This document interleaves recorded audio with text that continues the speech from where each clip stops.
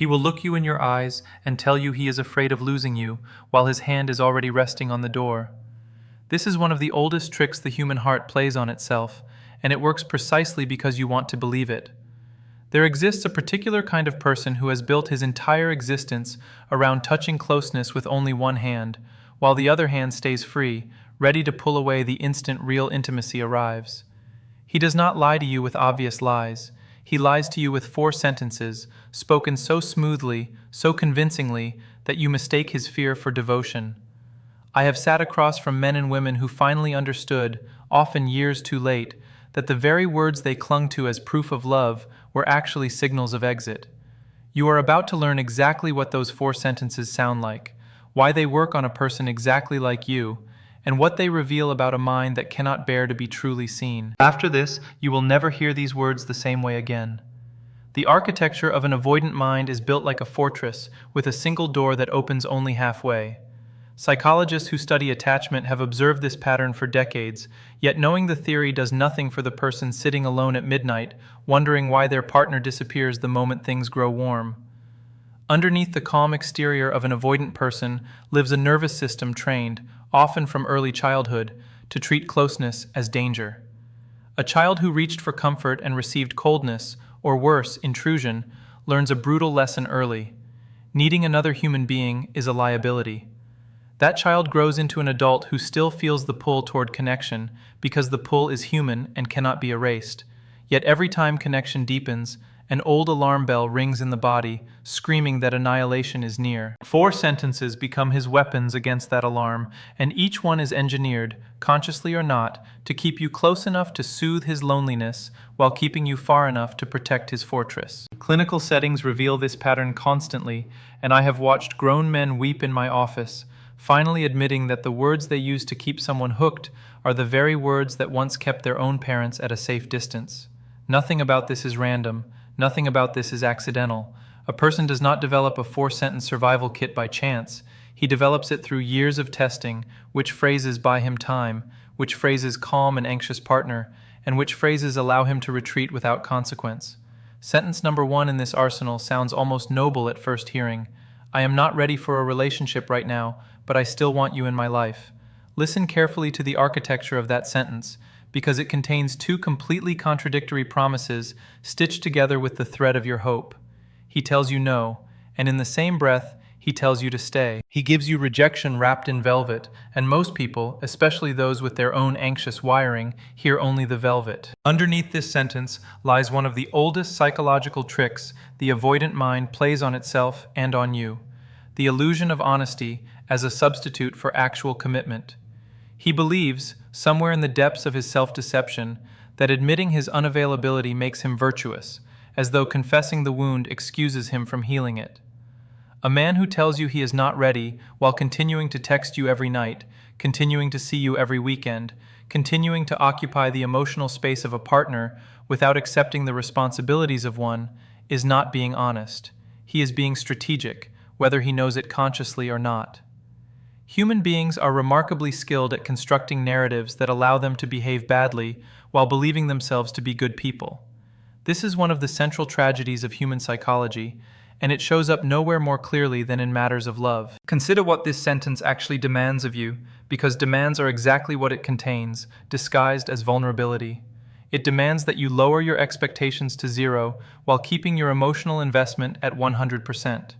It demands that you accept the function of a partner, the intimacy of a partner, the late-night phone calls, and the shared vulnerability of a partner, without ever receiving the title or the security that should accompany those things. Women and men who fall for this sentence often tell themselves a story of their own. If I am patient enough, if I am understanding enough, if I give him enough room to feel safe, he will eventually choose me properly. This story is seductive because it places control back in your hands, and human beings will choose almost any narrative over the unbearable truth of powerlessness. The terrible secret here is that patience does not heal an avoidant attachment pattern. Only the avoidant person's own confrontation with his fear can do that, and you cannot perform that confrontation on his behalf, no matter how much love you pour into the attempt. I think of a client, a sharp and accomplished woman, who spent 3 years orbiting a man who repeated this exact sentence every few months like a ritual incantation. Each time she tried to create distance, he would sense it and pull her back with just enough warmth to convince her that change was coming. Each time she leaned in fully, he would retreat behind the same wall, citing the same unreadiness he had cited a year earlier, as though time itself meant nothing to his internal clock. What she eventually understood, painfully and slowly, was that his unreadiness was not a phase to be waited out. It was a permanent architectural feature of how he related to intimacy, a load-bearing wall in the house of his personality, and no amount of her goodness was going to knock it down. Growth requires discomfort, and a person who has built his entire identity around avoiding discomfort in intimate relationships will not suddenly choose growth simply because the right person finally appeared. The right person appearing is precisely what triggers the deepest fear, not the deepest healing. Sentence number 2 arrives wearing an entirely different disguise, though it serves the identical purpose as the first. He looks at you, often during a moment that should belong to celebration or deepening trust, and he says, "I have never felt this way about anyone before, but I am scared of getting hurt." Notice the masterful construction here, because this sentence performs two functions simultaneously. It flatters you into believing you are exceptional, that you have somehow cracked open a heart that no one else could reach, while it also plants the seed of an excuse he will harvest later. Human vanity is a powerful force, and an avoidant person, whether through instinct or learned skill, knows exactly how to use your vanity as a leash. You begin to feel chosen, special, singular, and that feeling becomes addictive in a way that clouds your judgment about everything else happening around you. A wound dressed up as a compliment is still a wound, and this sentence is precisely that.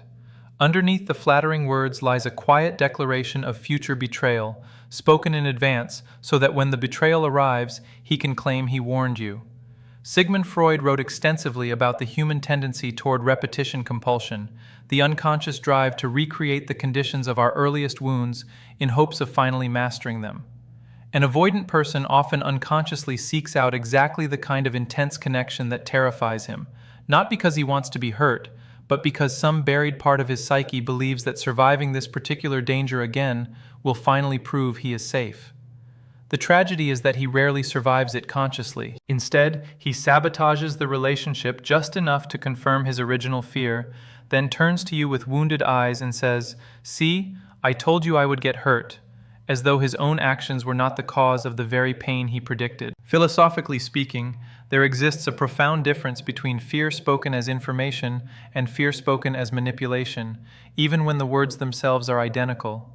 A person engaging in genuine vulnerability tells you about his fear while simultaneously taking responsibility for managing that fear like an adult.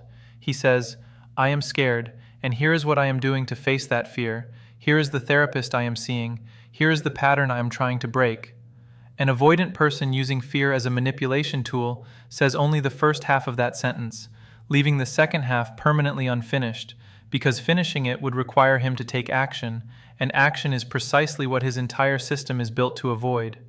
The unfinished sentence becomes your burden to carry. You begin doing the emotional labor of managing his fear for him, reassuring him constantly, shrinking your own needs to avoid triggering his anxiety, essentially parenting a grown adult through a fear he refuses to face directly. Carl Jung spoke often about the shadow, that portion of ourselves we refuse to look at directly, because looking at it threatens the comfortable story we tell about who we are. An avoidant person's shadow contains his own capacity for cruelty, his own willingness to use another human being's love as a source of supply, while giving nothing structural in return. He cannot look at this shadow, because looking at it would shatter his self-image as a good, simply wounded person who means no harm. So instead, he projects responsibility outward, framing himself perpetually as the frightened party, the cautious one, the one who needs to be handled gently, while you absorb the actual damage of a relationship with no foundation.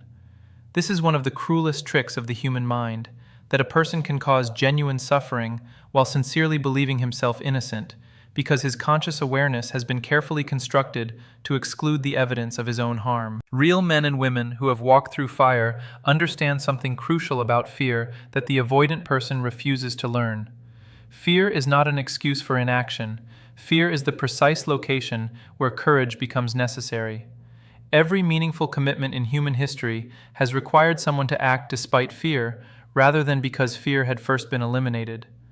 Soldiers do not wait until they feel brave to enter battle. Parents do not wait until they feel fully prepared to raise a child. Love, real love, demands the same discipline, the willingness to move forward into uncertainty while the body trembles with the memory of old wounds.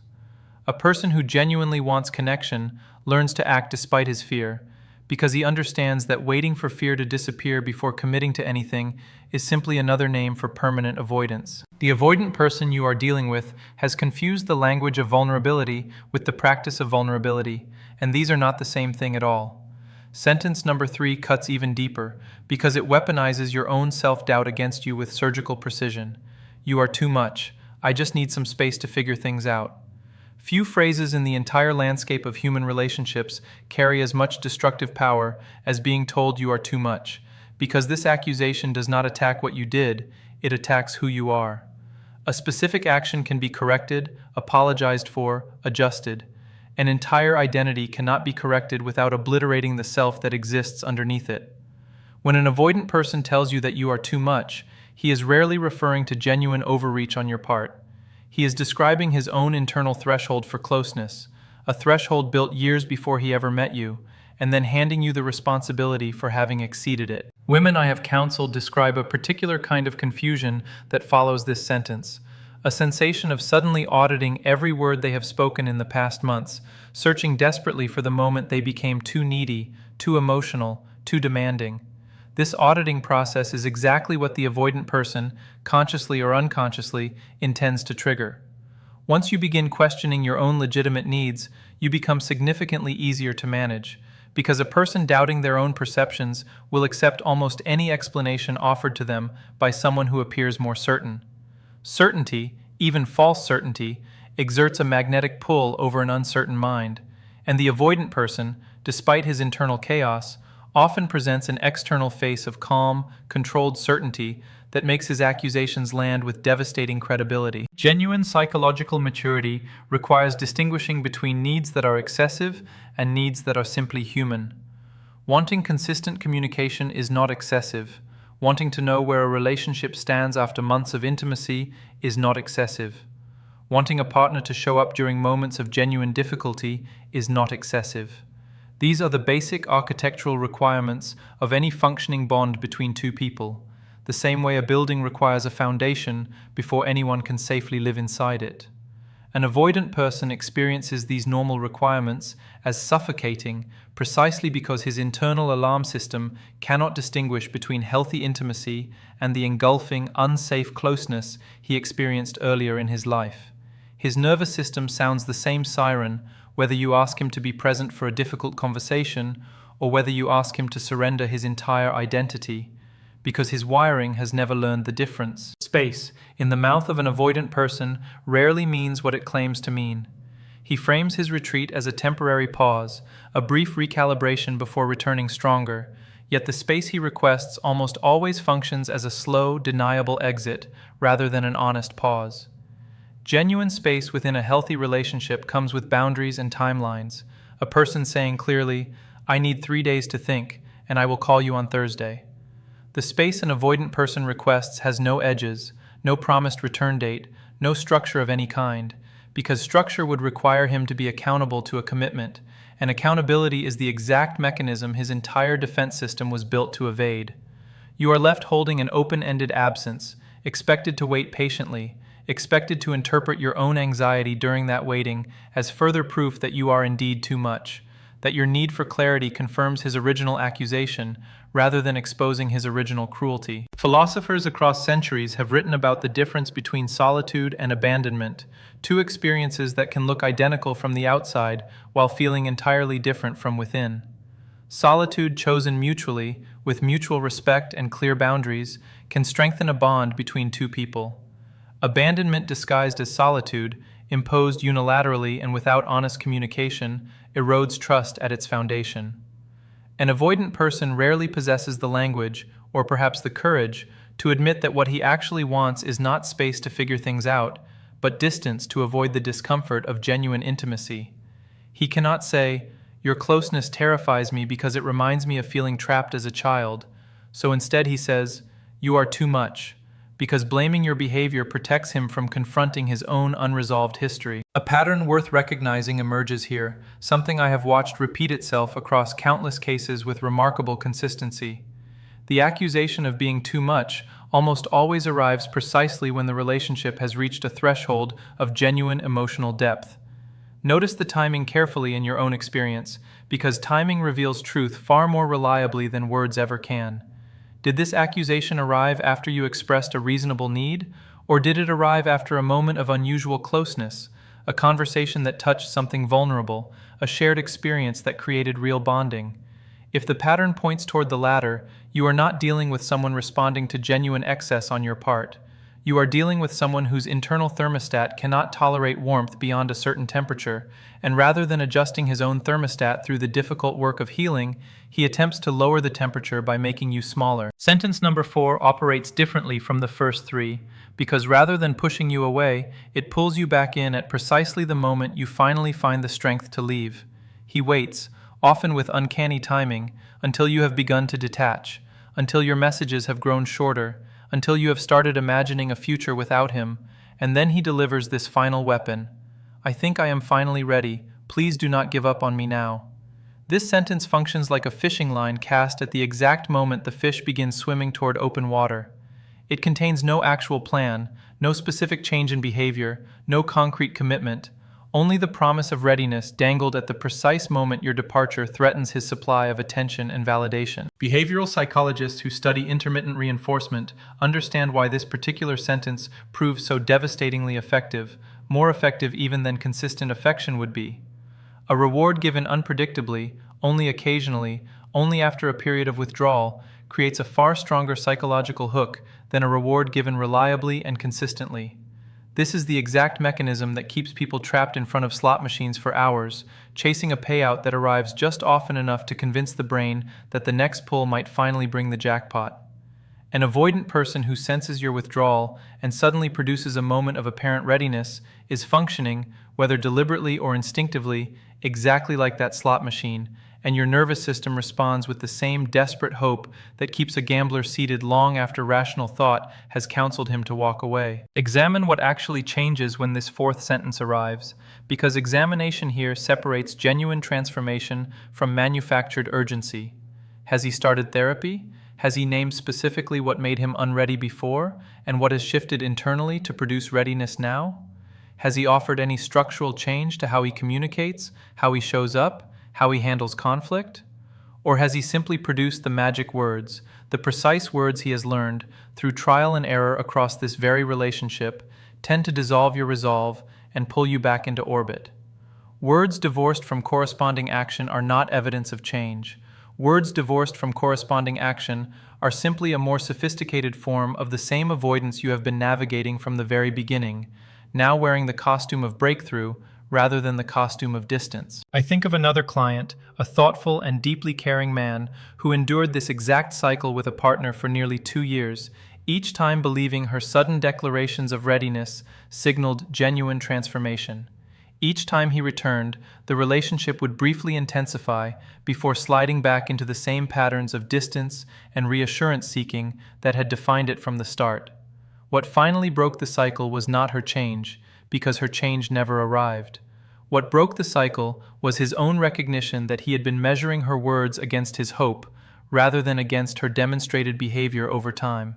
He told me, during one of our final sessions together, that the moment everything shifted was the moment he stopped asking whether she meant what she said, and started asking instead whether her actions over the preceding months had ever matched her declarations.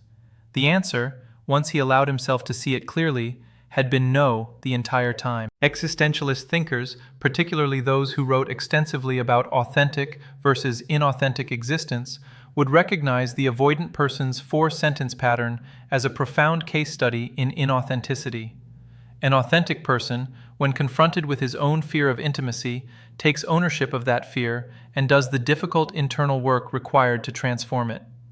An inauthentic person constructs an elaborate system of justifications, half-truths, and emotionally compelling phrases designed to avoid the discomfort of genuine self-confrontation while still maintaining access to the comfort and validation that relationships provide. The four sentences function as a complete defense system, each one calibrated to a different stage of the relationship cycle. The first establishes plausible deniability early on, the second generates sympathy and exceptionalism, the third deflects responsibility through accusation, and the fourth recaptures you the moment you finally attempt escape. Together, they form a closed loop that can repeat itself indefinitely, sometimes for years, sometimes for an entire decade, unless one person finally refuses to participate in the cycle any longer. Understanding this pattern intellectually represents only the first step, because intellectual understanding alone has never been sufficient to change deeply ingrained emotional responses. A person can recognize every single sentence described here, can identify them in real time as they are spoken, and still find themselves unable to walk away, because the attachment wound being triggered operates beneath the level of conscious thought. This is precisely why simply knowing the pattern is not enough. Healing requires confronting the deeper question of why these four sentences hold such power over you specifically, why your particular psychology responds to inconsistency with increased attachment rather than decreased interest. Often, those who find themselves repeatedly drawn into relationships with avoidant partners carry their own unresolved wounds around worthiness, around having to earn love through patience and self-sacrifice, rather than receiving it freely as a baseline condition of healthy connection.